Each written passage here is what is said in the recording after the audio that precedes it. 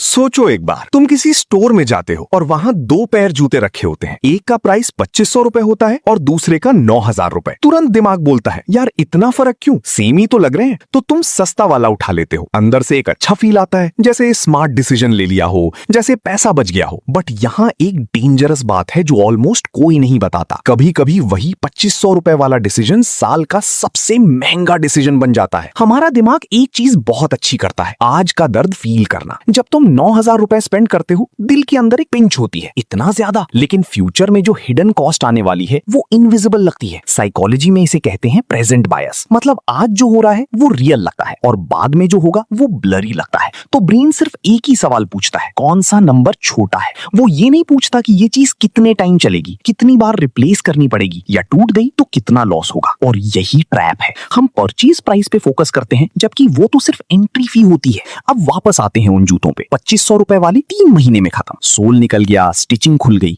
तो तुमने फिर नहीं लिए, फिर लिए 2 साल में टोटल 20,000 रुपए। और 9000 वाले 2 साल आराम से चले, नो स्ट्रेस, नो रिप्लेसमेंट।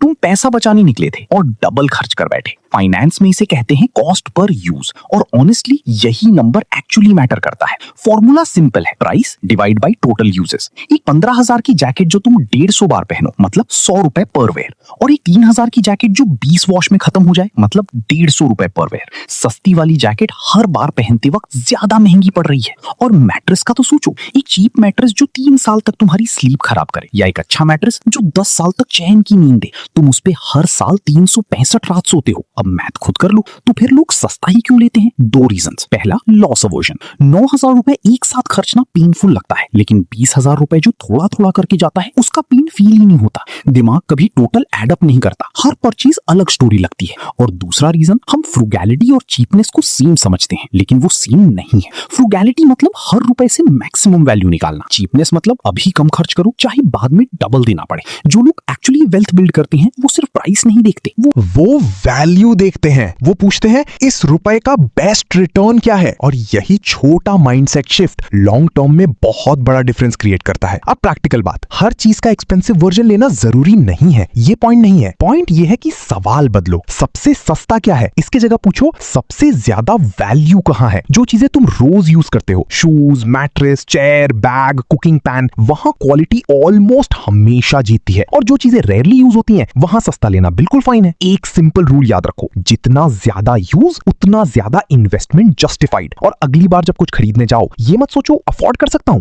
ये सोचो सस्ता लेने का एक्चुअल कॉस्ट कितना पड़ेगा। एक लास्ट बात, चीप चीजों का हिडन कॉस्ट सिर्फ पैसा नहीं होता, वो टाइम होता है जो रिप्लेस करते करते वेस्ट होता है। वो फ्रस्ट्रेशन होती है जब चीजें बार बार टूटती हैं। वो डेली इरिटेशन होती है जो लो क्वालिटी क्वाइटली लाइफ में ऐड होती रहती है। अमीर लोग सबसे ज्यादा खर्च करके अमीर नहीं बनते, और ना ही हमेशा सबसे कम खर्च करके। वो बनते हैं वाइजली खर्च करके, हर रुपए को एक टूल की तरह यूज करके और उस टूल से मैक्सिमम वैल्यू निकाल के। तो अगली बार जब तुम सस्ता ऑप्शन उठाओ, 1 सेकंड रुको और खुद से पूछो, क्या मैं सच में पैसा बचा रहा हूं या मैं सिर्फ कॉस्ट को फ्यूचर में पुश कर रहा हूं? कभी कभी बस ये एक सवाल तुम्हारे हजारों रुपए बचा सकता है। अगर ये वीडियो ने तुम्हारा पर्सपेक्टिव चेंज किया तो उस दोस्त के साथ जरूर शेयर करो जिसे ये सुनना चाहिए। और ऐसे और आइडियाज के लिए तुम जानते हो हम कहां मिलेंगे।